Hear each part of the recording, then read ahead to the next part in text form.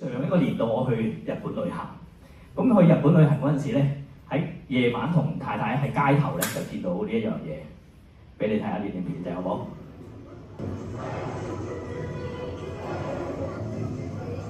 我諗你去過日本都聽，你有時有見過呢啲啊，係咪？咁你話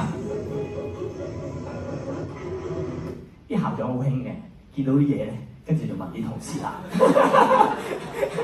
問咩咧？咁我就喺我行政會度問啲同事咯喎，我就問佢咩咧？我就話：喂，見到呢個喎，可唔可以做個中秋晚會啊？我哋即係好似啲日本咁樣夏日呢個中秋祭得唔得啊？咁樣，咁我就問啦，呢班行政組係全部喺我哋度做 admin 嘅嗱，我就話：天巡25年啦，就做嗰個天巡中秋夏日祭啦。跟住第一個影有啲相就係呢個啦，跟住第二啲叻啲，原來校長呢家中意跳舞而唔係唱歌咁樣啦。跟住我答我校長，我支持你上去跳，可能佢要喺榮休嘅節目裏邊咧就係日本慶典式，正啦，冇人睬我呢個中秋夏祭係咪？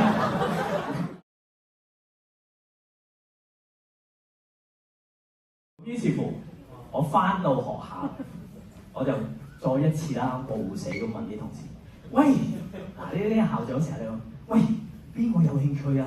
我想搞個25週年嘅夏日中秋祭喎，有興趣嘅嚟揾我咁樣。OK， 你估個結果會係點？最尾咧，個同事都覺得冇嘅，但係後嚟咧，有5個年青人就有一日入嚟敲門，啲年青人唔中意一個人嘅喎，要拉住一齊喎，唔知點解嚇。咁就入嚟甩甩咳咳咁樣講，校長，我哋想試下搞。咁我心裏面覺得哇正啦，係咪？但係當然揞住仍然好酷咁樣扮咗去答佢咁樣啦。好啊，你哋諗下咁樣，咁佢哋就開始去搞一個天巡嘅25週年夏中秋祭。佢哋嗰晚有1600人嚟咗我哋嘅學校裏邊，家長同埋學生好開心經歷嗰一晚。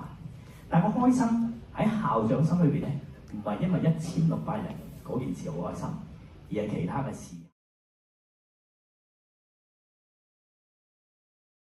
當初咧校長咧，我心諗，哇！我呢啲薯仔嚟啫，咁啊，你話呢個活動6個 section 喎，係咪？一見到就應該頭都爆晒啦，係咪？仲有2個鐘喎，又要夠吸引喎，仲要有全校師生家長喎，嗰刻個 feel 咧係咁樣嘅。咁咧，所以一開頭咧，其實我哋完全都係冇動機去做啦。咁咧，但係點解今日有機會可以企喺度同大家分享咧？個故事係咁樣嘅，咁咧就係校長啱啱舉手嗰下，咁佢就喺個分享會上面啦，全校老師講啦，有興趣幫手嘅同事可以嚟揾我喎。咁我作為一個小薯仔，我就梗係睇到呢啲啦，即係俾機會你啊，即係睇低你啊，即係咁我就即刻就退避3尺啦，即係我心諗我今次應承咗你，咁我就會有吃不完嘅苦啦，即刻逃避佢啦。咁佢望住我嘅時候就係即係借條盾咁樣。咁咧，但係咧到最後點解我又真係去喺度做咧？到最後就大家一齊啦，9個人嘅 team 啦，喺個月球面前啦，咁就好熱血啦。咁咧其實咧係因為有第一次開會嘅，咁第一次開會之前咧，其實有啲同事咧就已經想擁你上去啦，咁佢就你負責呢個都好合適喎，咁大家又你言多幾句，畫多2下個餅咧，咁我就好啦，咁我就做啦，咁咧，但係咧一開頭做嘅時候都只不過係一啲外在動機嚟啫，大家話叫你去做，咁你就去做，直到開完第一次會之後咧，我就覺得真心想做喎，點解咧？點解會變咗係內在動機係真心想做咧？係因為你開完第一次會嘅時候，我記得係好好笑嘅。咁呢個要多謝即係校長接受唔同事物嘅能力啦。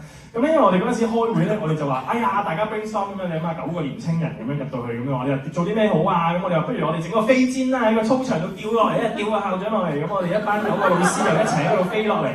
咁你哋咁樣1個鐘嘅會，即係心諗哇，即係乜嘢都講得出。咁但係咧，校長坐喺度咧，佢就繼續維持佢嘅風度，佢乜都冇講嘅。咁咧，但係佢又會接受我哋喎，佢又冇話去出言去話哇呢個係 ridiculous 嘅，即係拜拜啦咁樣。咁但係我好開心嘅係咧，開完第一次會見到呢個態度之後咧，同埋一班去in charge 嘅同事咧，其實佢哋都係淨係堅持個目標啫，佢中間係好少嘅干預嘅，所以俾到我哋9個同事啦，好大嘅自由度啦。咁咧，我哋咧就，所以咧，我哋今次咧就唔係再係以前平時上堂嗰啲，即係校長話乜嘢，咁樓下同事就做乜嘢，反而係我哋一齊諗話係咪飛氈飛落嚟啊？我哋要做啲乜嘢？我哋自己去諗，變咗 creativity 嘅空間就好大啦。咁所以其實接受唔同事物嘅能力咧，到最後都係講嗰個字啫。咁就係信字啦，即係佢信我哋真係唔會飛個飛氈飛落嚟啦。咁變咗喺我哋中間做嘅期間咧，即係我又唔會覺得好似真係好難喎，因為其實所有嘢都係我自己諗噶嘛。咁因為我做上手之後咧，我就會覺得其實都係值得做啦，亦都係係做得舒服㗎啦。咁所以就遇到佢啦，咁我就自我成長啦，整個活動俾佢睇下啦。咁所以總結啦，反思點解到最後個活動都即係一路想做啦，亦都願意做落去，亦都係做得唔錯咧。其實我諗都係兩樣嘢啦。第一個就係冇好多嘅干預啦，令到我真係可以做到我想做嘅嘢啦。第二個就係身邊嘅人啦，或者上司俾嘅支持啦。咁其實呢兩樣嘢到最後都係概括到佢，即係一個就係信字啦，第二個咧就係佢放權啦，佢可以俾我跳過嗰啲行政嘅措施，或者佢哋幫我哋減輕咗呢個部分。第二個啦，要多謝嘅咧就係即係有啲反思就係點解會搞成呢個活動？就係因為咧我嘅上司啦，或者我身邊嘅 partner 俾我嘅一啲嘅支持啦。咁咧，譬如好似反而同以前好唔同喎。以前可能係校長就呢個 day plan 要咁樣做，呢個要點樣做。反而今次咧係我哋一班年輕人咧，一路係咁樣提出我哋嘅要求。我哋想要整呢個喎，我哋想要整嗰個，但係要點做啊？咁然後咧當中入面比較 senior 啲嘅同事，佢哋就我哋有咩可以幫到你啊？會唔會我哋幫你問邊度借啊？或者要幾多funding啊？咁樣或者要點樣做？咁咧呢啲係啲好重要嘅 support 啦。咁因為即係我作為新船仔啊嘛，你要我行一轉嗰個行政嘅流程，填 plan form 寫 budget 嘅話，咁我呢件事對我嚟講嘅阻力就大好多啊嘛。咁但係咧校長又好啦，當中比較有經驗嘅同事咧，其實一路都幫我哋喺度撥開緊呢啲困難啦，令到我哋做得更加好啦。咁同埋成個學校嘅 culture 都係啦。咁同時咧，其實呢啲都係唔同嘅同事啦，佢就見到佢自己又諗起有呢啲 idea 喎，咁佢又會得閒又會 send 俾你。咁啱嗰期中秋節，咁然後咧佢亦都會幫你啦。使唔使幫你準備啲咩啊？咁然後佢做好咗之後，佢同你講我已經幫你準備咗呢個啦，咁你用就得啦。咁同埋啦，即係譬如參加嗰啲活動咁樣咧，其實都要多謝班主任嘅幫忙啦。咁佢咧都會同我哋即係一路跟進啦。雖然我哋講就話就咁俾個 Google Form 俾同學仔啫，咁咧但係佢哋都會幫忙。我將佢咁樣總結就係或者做一個小結就係，我哋學校好早年咧開始做啟發性教育。喺前途教育裏邊，其中講一個幾特別嘅嘢，就係譬如尊重、信任、樂觀，呢啲都係一啲可能大家成日聽到啲嘅意念。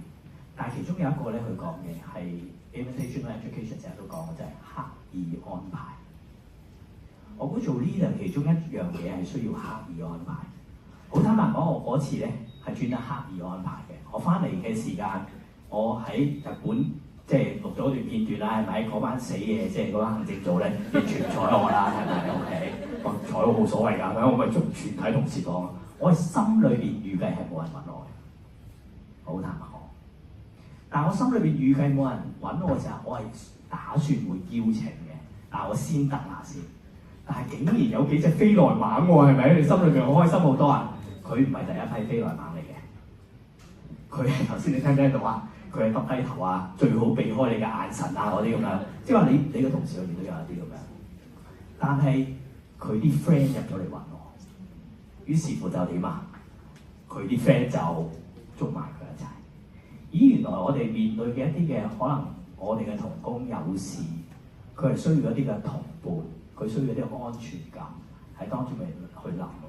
所以如果你俾我一個小結咧，佢俾我有幾多反思㗎？